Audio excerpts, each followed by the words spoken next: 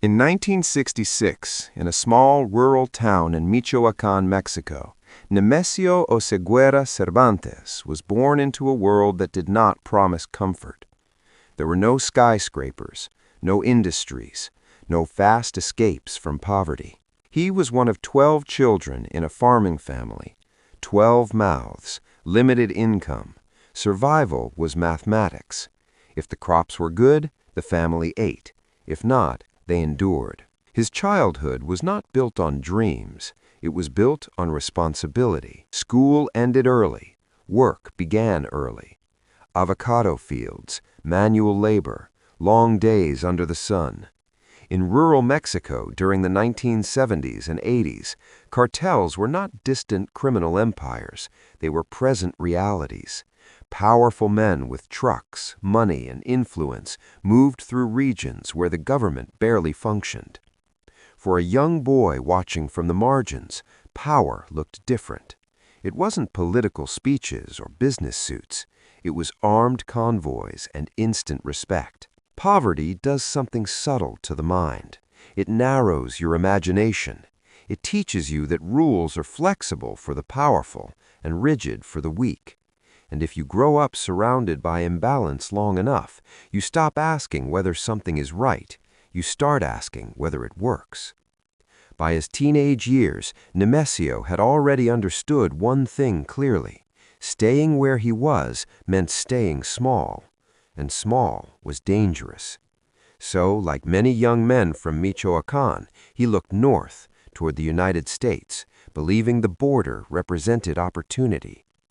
He didn't know yet that the crossing would not rescue him. It would transform him. As a teenager, Nemesio crossed into the United States illegally. The journey north was not heroic, it was desperate.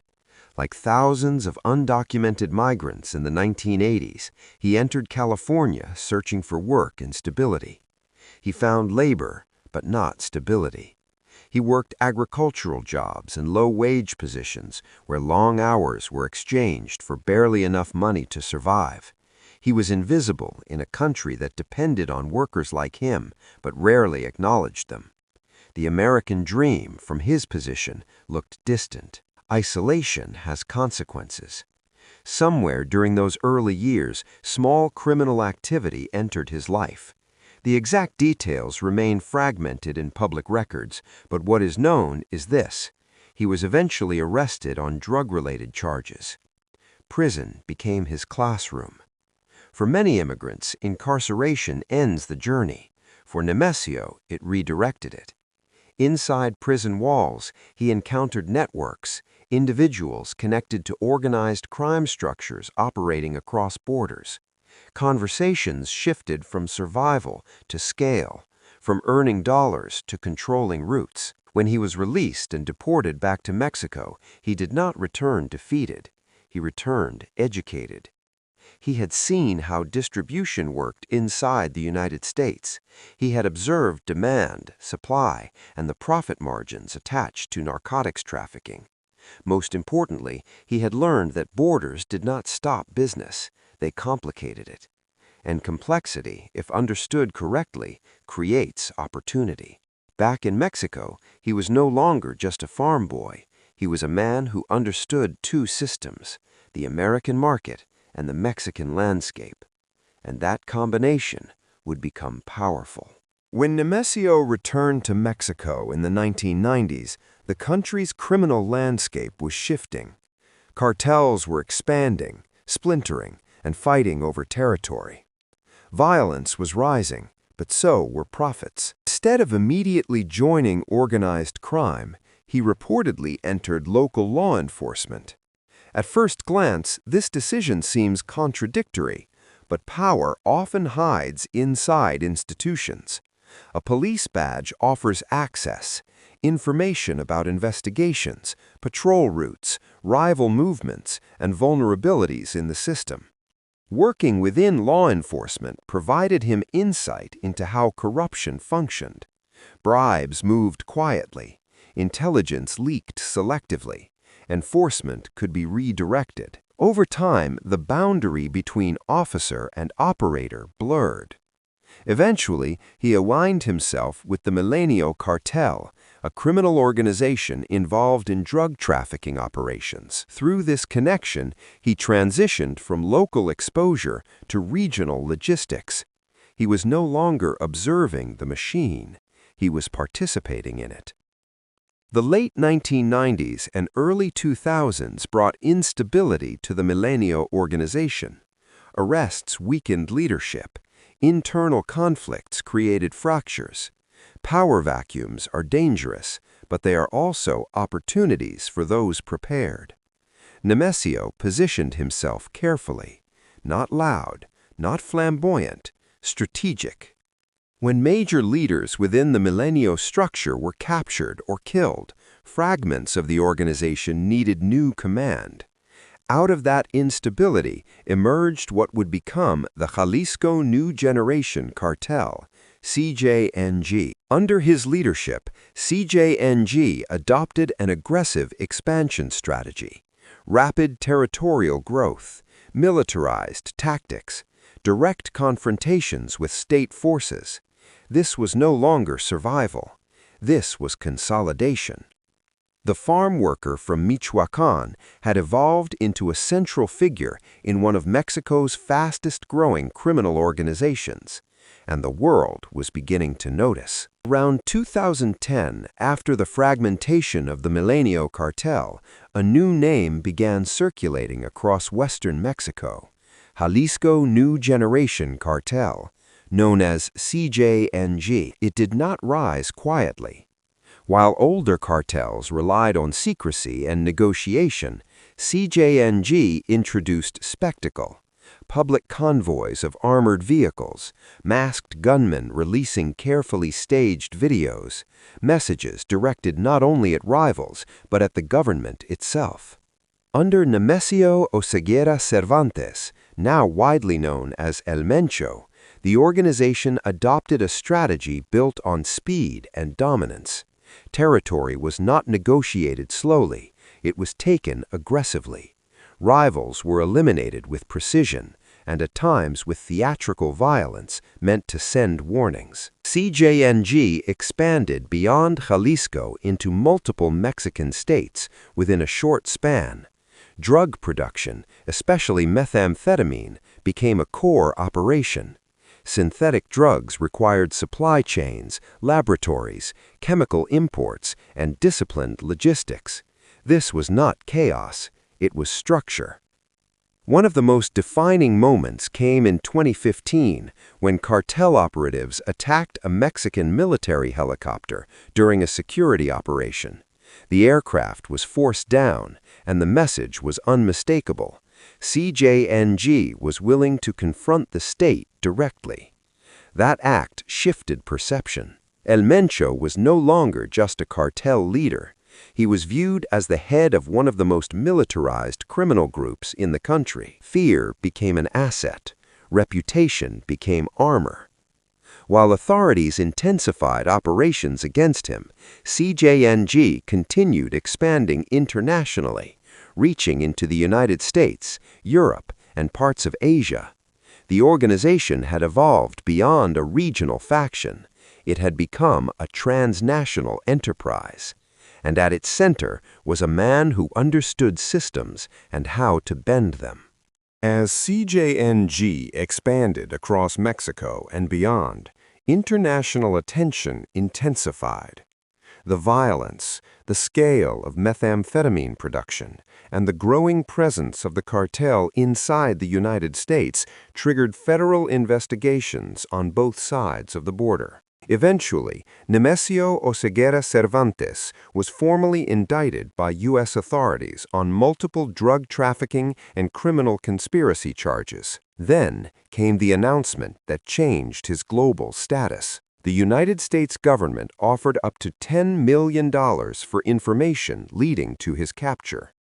It was one of the highest rewards ever placed on a drug trafficker. That number did more than incentivize informants. It transformed him into a symbol, a high-value target in an international manhunt.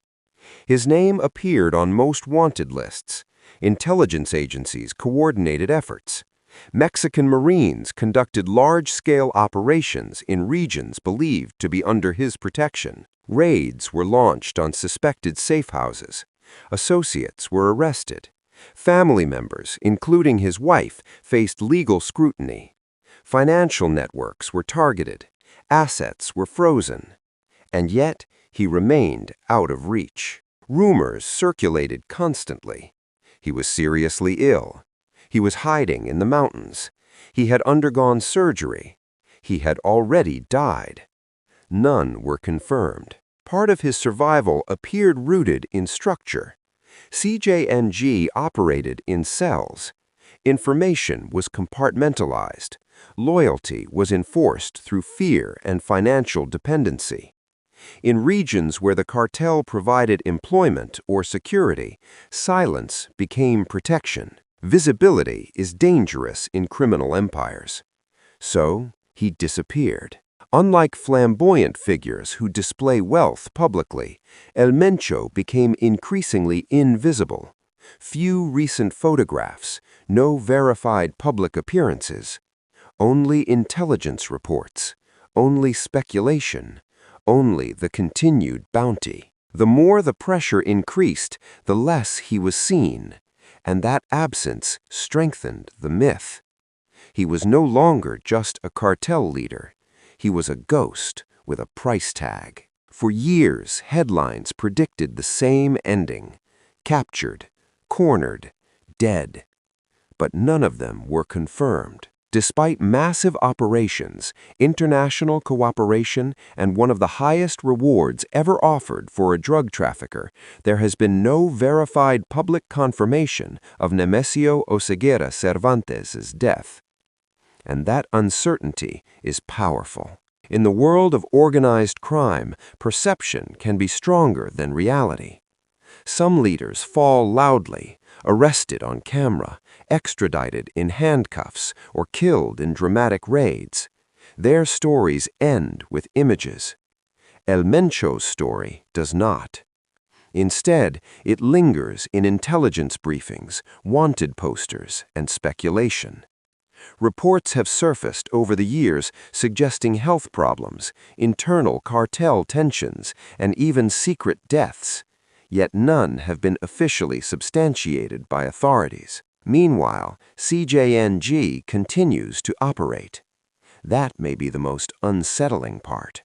Whether directing operations personally or protected by layers of insulation within the organization, the structure he helped build remains active. The cartel's presence in drug trafficking networks has not vanished. And this raises a deeper question. Does removing a leader dismantle a system? Elmencho's life reflects more than one man's ambition.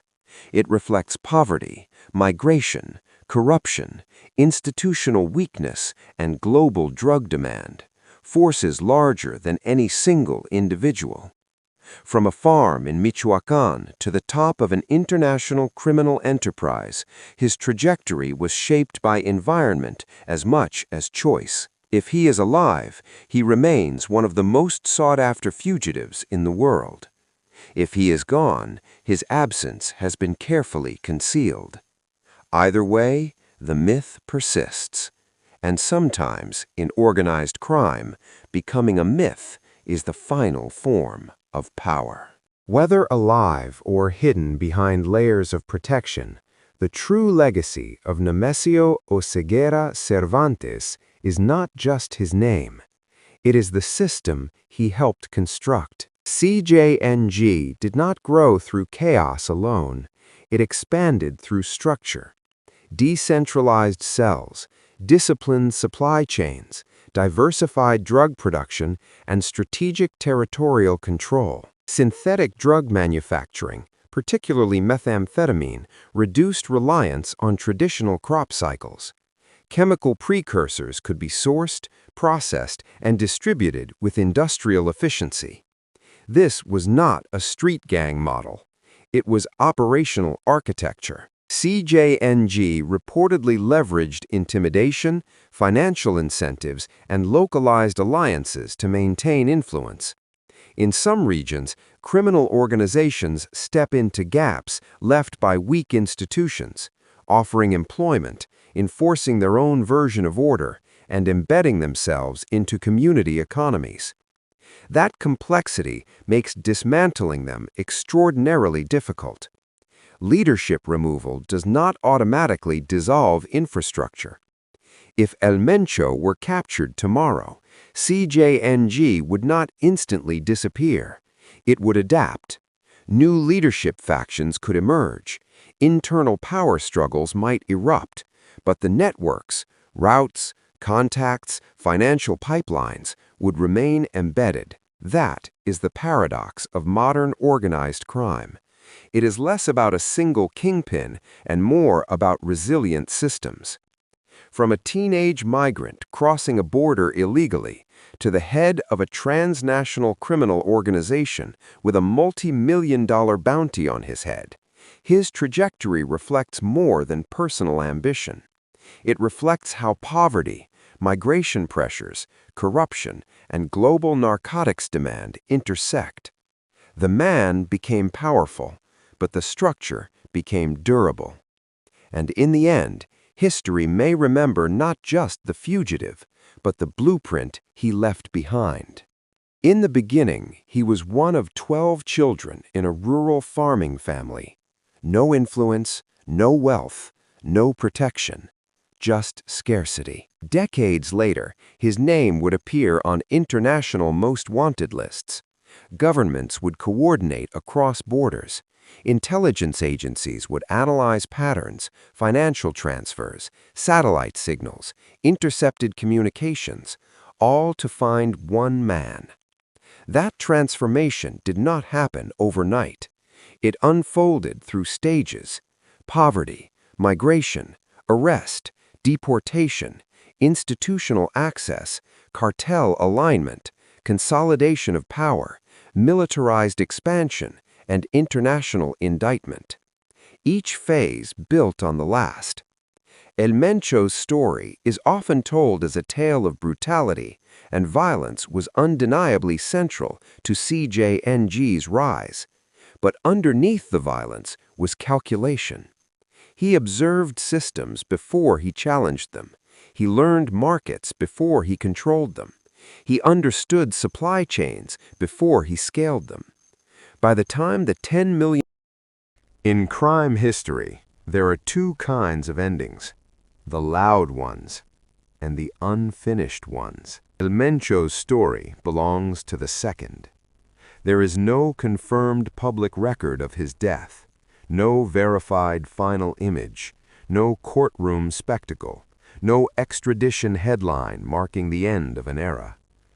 Only pursuit, only pressure, only a $10 million bounty that turned a man into an international objective. But something deeper remains. Even if Nemesio Oseguera Cervantes were captured tomorrow, CJNG would not dissolve overnight. The roots would still exist, the demand would still exist, the financial incentives would still exist. That is the uncomfortable truth. Cartels do not grow in isolation. They grow where systems weaken, where poverty narrows choices, where corruption opens doors, where global demand fuels supply. He began as a farm worker in Michoacán. He became the head of a transnational criminal organization, not because he was supernatural, but because he adapted faster than the systems trying to stop him. And maybe that is the real story. Not the violence, not the bounty, but the transformation. From invisible migrant to institutional insider, to cartel strategist, to global fugitive. Whether alive or gone, his legacy is no longer just personal. It is structural. And sometimes the most dangerous figure is not the man holding power. It is the blueprint he leaves behind.